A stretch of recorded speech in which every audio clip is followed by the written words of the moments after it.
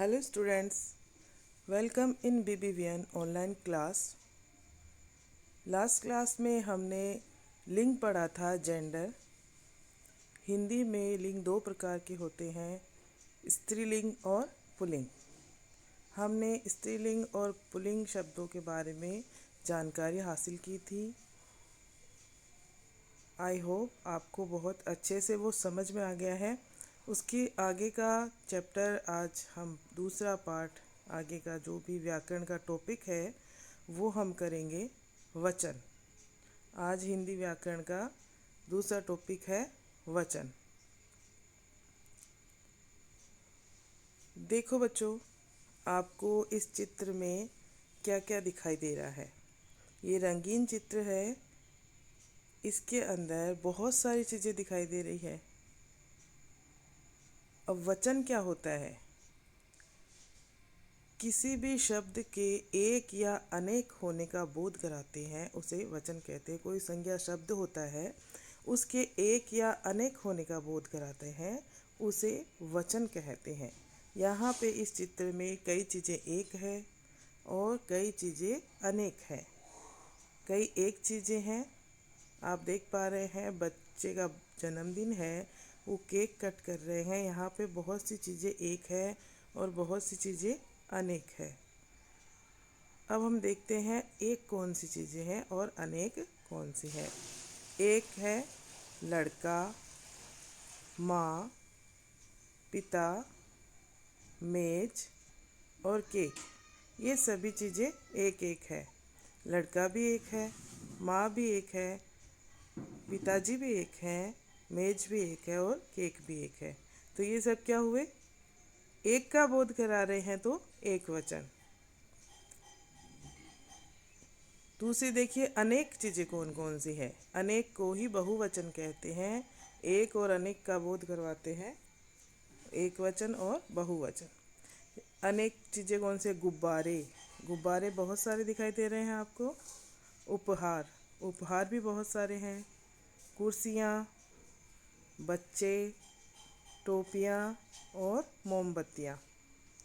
ये चीज़ें बहुत सारी है ना, एक से ज़्यादा है। जो एक से ज़्यादा होती है यानी कि अनेक, और अनेक को हम कहते हैं बहुवचन। और जो वस्तु एक है, जो व्यक्ति एक है, उसे कहते हैं हम एक वचन। तो आप अच्छे से समझ ही गए होंगे कि जो एक है उसे कहेंगे एक वचन, और एक से अधिक, वो दो भी हो सकती है, चार भी हो सकती है और बहुत सारी भी हो सकती है, उनको हम क्या कहेंगे? बहुवचन। देखिए, वचन कितने प्रकार के होते हैं? दो प्रकार के। हिंदी में दो प्रकार के वचन होते हैं, एक वचन और बहुवचन। वचन के प्रकार क्या है? एक वचन और बहुवचन। कितने प्रकार के वचन होते हैं? दो प्रकार के। कौन कौन से? एक वचन और बहुवचन। देखिए, एक वचन क्या होता है? शब्द के जिस रूप से उसके एक होने का पता चलता है उसे क्या कहते हैं? एक वचन। जैसे अध्यापिका, पता चल रहा है कि एक ही है। लड़का, बच्चा आदि। फिर से हम दोहराते हैं एक बार। शब्द के जिस रूप से उसके एक होने का पता चलता है उसे एक वचन कहते हैं। जैसे अध्यापिका, लड़का, बच्चा आदि। बहुवचन। बहुवचन क्या है? शब्द के जिस रूप से उसके एक से अधिक होने का पता चलता है। एक से ज़्यादा, अधिक यानी एक से ज़्यादा होने का पता चलता है। एक से ज़्यादा कितने भी हो सकते हैं? दो भी हो सकते हैं, पाँच भी हो सकते हैं, 10, सैकड़ों भी हो सकते हैं। तो एक से अधिक होने का पता चलता है, उसे क्या कहते हैं? बहुवचन। वहाँ एक वचन में अध्यापिका था, यहाँ बहुवचन में क्या है? अध्यापिकाएं। एक वचन में लड़का और बहुवचन में क्या हो गया? जी हाँ, लड़के। एक वचन में बच्चा और बहुवचन में क्या हो गया? बच्चे आदि। अब देखिए, वचन से संबंधित जानने योग्य कुछ बातें हैं कि किसको हम एक वचन कहेंगे और किसको बहुवचन। आदरणीय लोगों के लिए सदैव बहुवचन का प्रयोग किया जाता है। आदरणीय कौन होते हैं? जिनको हम आदर देते हैं, जो हमसे बड़े होते हैं, उनको कहते हैं आदरणीय। जैसे दादाजी बगीचे में घूम रहे हैं। अब दादाजी तो एक ही है, लेकिन घूम रहे हैं, क्रिया भी बहुवचन में ही लगेगी, क्योंकि दादाजी को हम क्या देते हैं? आदर देते हैं।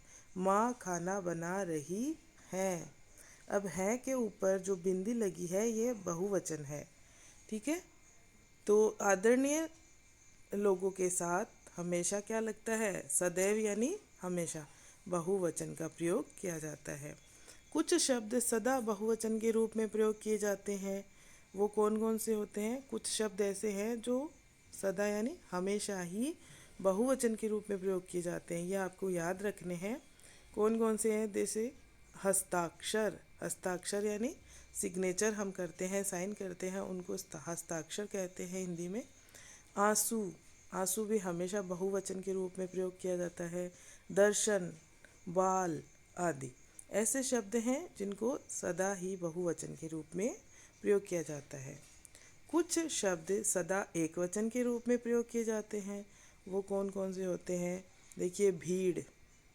भीड़ में बहुत सारे लोग होते हैं, लेकिन फिर भी भीड़ को एक वचन के रूप में ही प्रयोग किया जाता है, क्योंकि भीड़ शब्द वहाँ पे बहुत सारे लोगों को इंगित कर रहा है। वह एक बना दिया है उसको, वहाँ पे भीड़ ने उन सारे लोगों को एक बना दिया है, इसलिए यहाँ पे एक वचन के रूप में ही ये प्रयोग होगा। आपको कंफ्यूज नहीं होना है, क्यों होगा, कैसे होगा। ये नियम है कुछ व्याकरण के, तो आपको इनको याद रखने हैं। पानी। पानी सदा ही एक वचन के रूप में प्रयोग किया जाता है। जनता, सोना, बारिश, दूध आदि। अब व्यक्तिवाचक एवं भाववाचक संज्ञाएं भी सदा एक वचन में ही प्रयोग की जाती है, जैसे गंगा, हिमालय, प्रेम, घृणा आदि। मतलब इनमें तो पता ही चल रहा है आपको कि ये एक वचन के हैं। वचन बदलते समय ई तथा या बड़ी ई तथा बड़ा ऊ की मात्राएं बदल कर ई यानी कि छोटी ई तथा छोटे ऊ हो जाती है। देखिए, अब आप दवाई। दवाई में बड़ी ई आई है, अंत में बड़ी ई आई है, लेकिन जब हम इसको बहुवचन बनाएंगे तो दवाई में छोटी ई होके दवाइयाँ दवाइयाँ हो जाएगी। ई क्या हो जाएगी? छोटी हो जाएगी।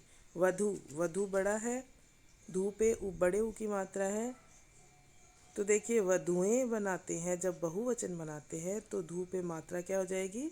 छोटी हो जाएगी। बिल्ली,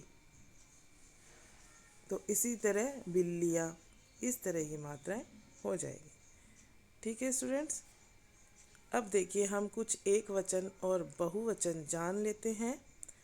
मेला एक वचन, मेले बहुवचन। मेला क्या है? एक वचन, और मेले बहुवचन। ये हम जो घूमने जाते हैं जिसमें झूले वगैरह सब लगे हुए रहते हैं, उस मेले की बात हो रही है। तो यहाँ पे ये एक मेला है, और मेले यानी बहुत सारे मेले। बच्चा एक वचन, बच्चे बहुवचन। माता एक वचन, माताएं बहुवचन। आँख, आँखें, आँख का क्या होगा? आँखें। पंखा, पंखे। रात, रातें। इन पे देखिए, जिन पे बिंदी लगी है यानी कि अनुस्वार जिन पे लगा है उन पे हमें अनुस्वार लगाना ही होगा, नहीं तो सिर्फ इस बिंदी की वजह से आपका जो बहुवचन है वो गलत हो जाएगा। तो रात का रातें, रातें पे बहुवचन बिंदी लगी है। बात का बातें। पुस्तक, पुस्तकें। अब पुस्तकें पे नहीं लगी है, तो जहाँ पे बिंदी आनी है वहीं आएगी। जहाँ नाक से स्वर आ रहा है वहीं पे बिंदी आएगी। आपको थोड़ा सा ध्यान देना है। फिर से देखिए, मेला, मेले, बच्चा, बच्चे, माता, माताएं। नाक और मुंह दोनों से स्वर आ रहा है। आँख, आँखें, आँखें पे नाक से आ रहा है तो बिंदी लगी है। पंखा, पंखे, पंखे आ रहा है सीधा सीधा। रात, रातें, तो नाक से आ रहा है स्वर, इसलिए यहाँ पे बिंदी लगी है। बात, बातें। पुस्तक, पुस्तकें। ठीक है। इसी तरह कुछ शब्द और हैं। देखिए, एक वचन और बहुवचन। औरत, औरतें। एक औरत और औरतें यानी बहुत सारी औरतें या एक से अधिक औरतें। ठीक है। वस्तु, वस्तुएं। बाला, बालाएं। माला, मालाएं। माता, माताएं। इन पे चंद्र बिंदी लगी है ए के ऊपर, तो ये हमेशा इसी तरह चंद्र बिंदी लगानी होगी। वधु, वधुएं। ऋतु, ऋतुएं। चारपाई, चारपाइयाँ। ओके स्टूडेंट्स, तो आई थिंक आपको अच्छे से समझ में आ गया होगा एक वचन और बहुवचन। हम नेक्स्ट वीडियो में इसके आगे पढ़ेंगे। Thank you.